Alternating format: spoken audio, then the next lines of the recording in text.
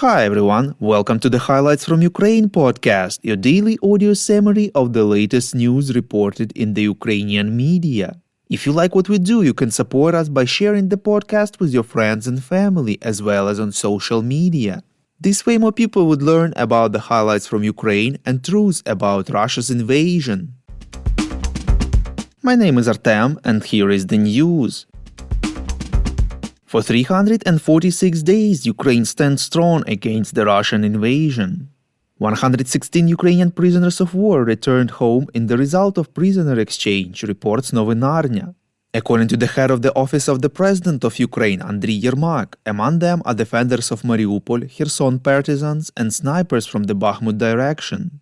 2 of them are officers and 114 privates and sergeants. In addition, the bodies of soldiers and volunteers were returned, in particular British citizens Christopher Perry and Andrew Bagshaw, as well as the body of the deceased volunteer soldier, a Ukrainian who served in the French Foreign Legion and after the start of the full-scale Russian invasion, returned to defend Ukraine, Yevhen Kulik. The Russian Ministry of Defense informed that 63 Russian soldiers were released from Ukrainian captivity after negotiations. President of Ukraine Volodymyr Zelensky said in his evening video address that Ukraine is constantly working to bring home all its people held in Russian captivity. He thanked the team who works on the exchanges and added that since February 24th, 1,762 Ukrainian men and women were returned from Russian captivity. Zelensky also thanked those involved in helping these people after their return home with medical treatment, documents, and other issues. You know, we've been doing the podcast for about a year now, and as our format is designed to give you only the most important news, we feel that on some topics more in-depth discussion is needed. And this is exactly what we are going to do. In a new segment called Long Talk, we discuss different topics in and around Ukraine with invited guests, from experts to eyewitnesses and ordinary Ukrainians who lived through the war. Our first episode will be released very soon, so look out for it.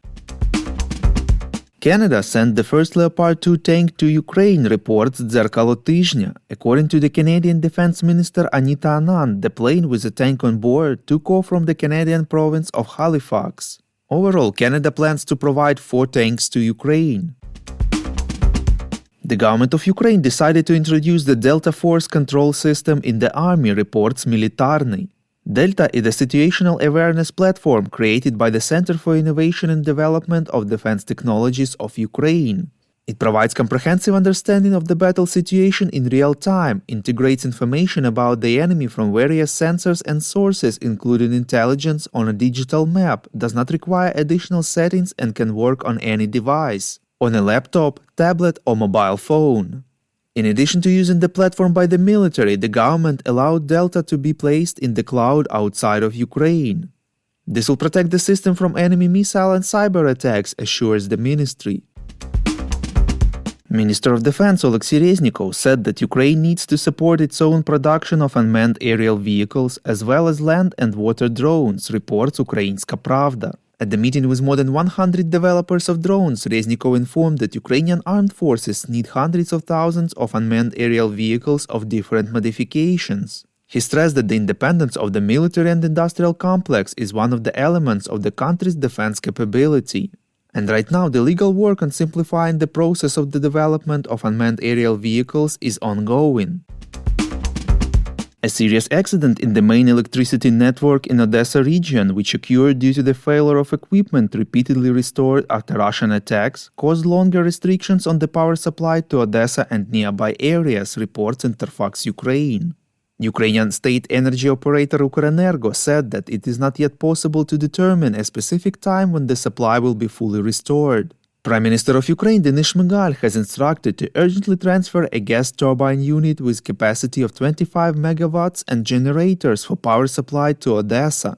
In addition, the Prime Minister set the task for the Ministry of Foreign Affairs to apply to Turkey for additional support in the form of floating power plants. If you like what we do and would like to tip us, you can now do so directly to our PayPal. Check out the link in the description to this episode for more details. And as usual, you can subscribe to our Patreon. In gratitude for your help, we will give you access to a series of exclusive episodes on wartime life in Ukraine.